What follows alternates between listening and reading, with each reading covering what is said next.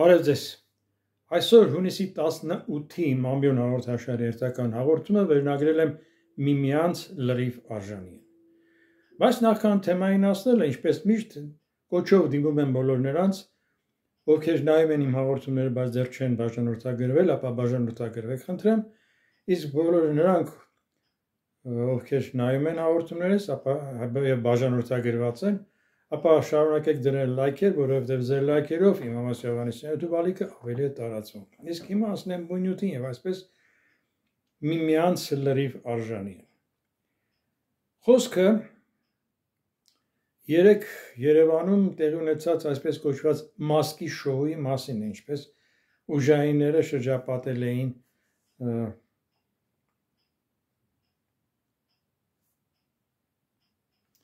Սամվել Կարապետյանի տան առաջ այդ հավաքված այսպես կոչված թերներվի ասալ ներկայացման մասին է։ Խուզարկություններ, ձերբակալում եւ այլ, նրա համակիրների այստեղ հավաքվածություն, մի խոսքով, մի ներկայացում, որը որ ինչպես ասում են, այս նեղ մաջալին, այս բոլոլա սարքելը հենց այդ էր մնացել պակաս։ Երբ շուրջ բոլորը հրդեհ է։ Ու այդ դայև առիթ, որպեսզի Ռուսաստանի արտգործնախարարության ոչ անհայտ ներկայացուցիչ Մարիա Զախարովան էլ հայտնի թե այդ գործընթացը իրենց ուշադրության կենտրոնում է, մատը պուլսին են պահում եւ այլ։ Որտեվ այս ամենը կատարում է Ռուսաստանի քաղաքացու դեմ։ Հասկացեք։ Գիտեք, ել եմ կրկնում, այս պայմաններում, երբ շուրջ բոլորը հրդեհ է, տարածաշրջանը ընկղմվում է, շարունակում է ընկղմվել պատերազմի այդպես հորձանուտի հրդեհների մեջ, սա էր մնացել։ Մեկը չկա, որ անսա Հայ ազգային կոնգրեսի այդ կոչը պատահաբար էր, հորդորը պատահաբար էր, որ դրա ժամանակը չի, հիմա համախմբվելու ժամանակն է այս արհավիրքին դիմակայելու, հնարավորինս դիմակայելու համար, բայց չէ, եկեղեցի պետությունս այսպես կոչված փոխհրաձգությունը շարունակվում է, հիմա սա ավելացավ եւ չգիտեմ, այս կառավարիչները ինչ են ուզում եւ ինչ են ուզում այդ այսպես կոչված ընդդիմադիրները։ Գիտեք, երբ նայում է երեք այդ հավաքված այդ մարդկանց, ակամա ինձ թվաց թե նայում եմ այդ Կնքահայրը ֆիլմը, չնայած Կնքահայրը ֆիլմը բավականին բարձրաժեք ֆիլմ է նկարահանված եւ պատմությունն էլ շատ դաստիարակչական խորի իմաստունի, կանգնած մեկը հիերարխիա է, գալիս են ավելի զզվելի պատկեր, քան տղամարդկանց համբուրվել, ես չեմ պատկերացնում, բայց դա էլ հիերարխիա գոյություն ունի, ով իրավունք ունի համբուրել, ով իրավունք ունի ձեռքով բարևել, ով իրավունք ունի ընդհանրապես այս գլխով բարևել եւ կանգնել մի կողմ։ Սա ինչ խեղճատակություն է։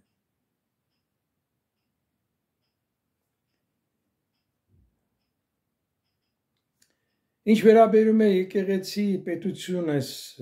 պետություն եկեղեցի այդ հակամարտությանը, այդ փոխհրաձգությանը, ապա այստեղ տեղին է հիշել Ավետարան Ըստ Հովհաննեսի, որտեղ 8-րդ գլխում մի պատմություն կա, որ մարդիկ գտնում են մի անարակաբարո կնոջ եւ կանչում դատաստանի եւ այդ ժամանակ վերաշարադրում եմ եւ ի պատասխան Քրիստոսը, Հիսուս Քրիստոսը պատասխանում է. Ձեր միջից անմեղը նախ թող քար գցի նրա վրա։ Եվ այս լսելով մեկ առ մեկ ելնում գնում էին տարիքավորներից մինչև փոքրերը։ Խորի իմաստ հասկացաք։ Այսինքն մեղադրողները նախ առաջինը, հա,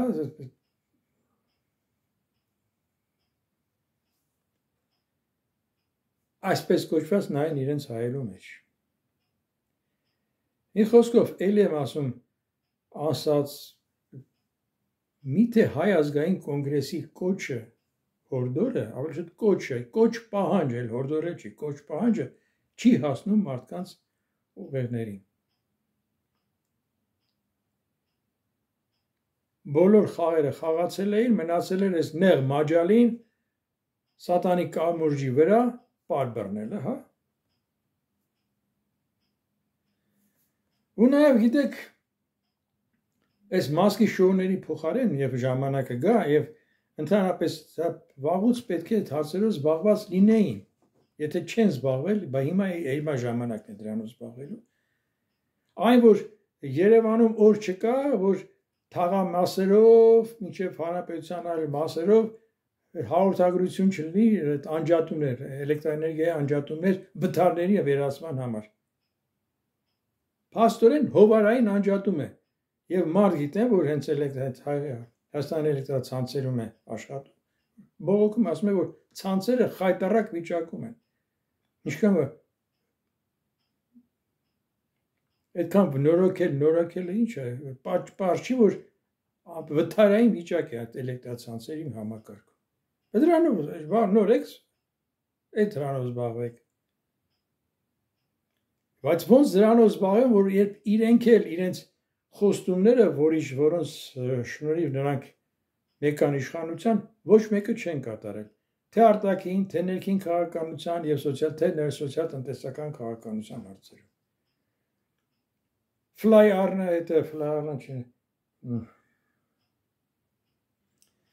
Ֆլայ-արնայի այդ անիվի հետ կապված պատմությունը մի խայտառակ պատմություն է։ Հայաստանին պետք էր օդի ջրի պես ավիափոխադրող, Հայաստանը պետք է ունենա իր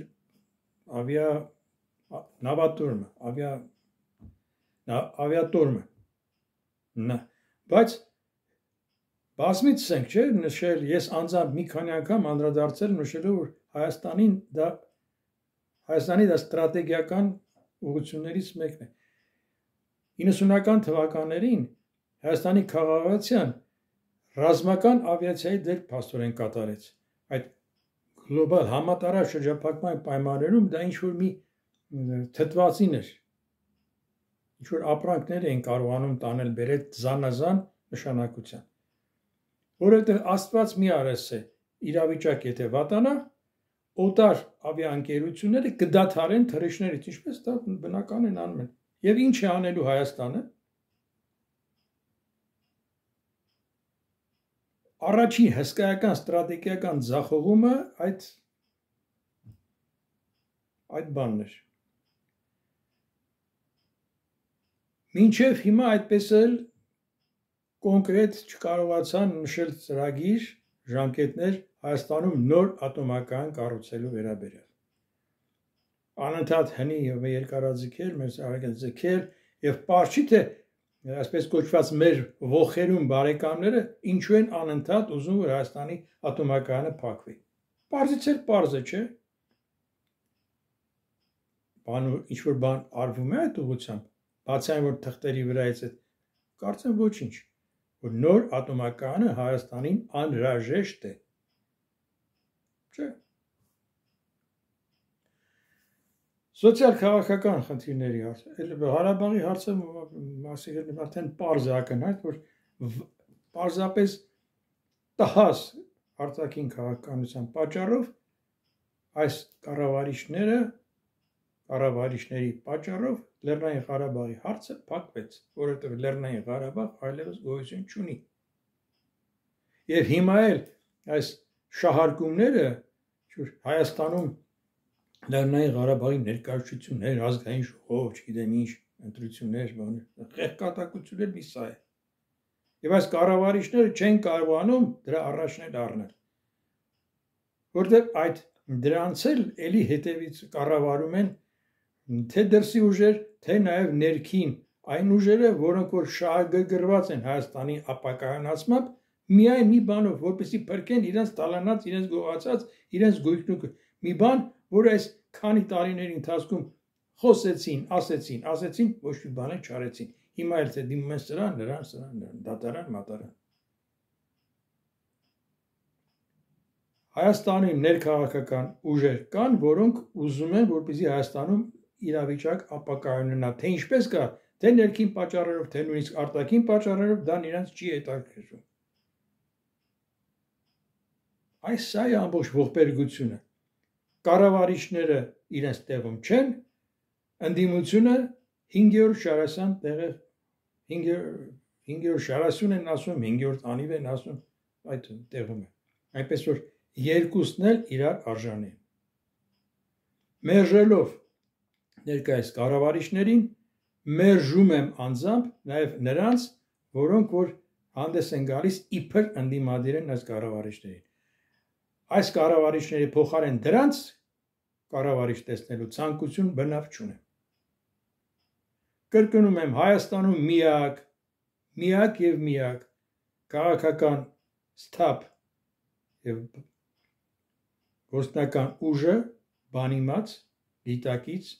դա Հայ ազգային կոնգրեսն է։ Վերջ։ Այսօր այսքանը, բայց նախքան ցտեսություն ասելը մեկ անգամ եւս կոչով դիմում եմ բոլոր նրանց, որոնք նայում են իմ հաղորդումները, բայց դեռ չեն բաժանորդագրվել, ապա բաժանորդագրվեք, խնդրեմ։ Իսկ բոլոր նրանք, ովքեր բաժանորդագրված են, շարունակում են նայել իմ հաղորդումները, ապա դրեք լայքեր, որովհետև ձեր լայքերով իմ Հովհաննիսյանի YouTube ալիք ավելի է տարածում։ Այսօր այսքանը, ցտեսություն, խաղաղություն մեզ, խաղաղություն աշխարհին։ Կհանդիպենք։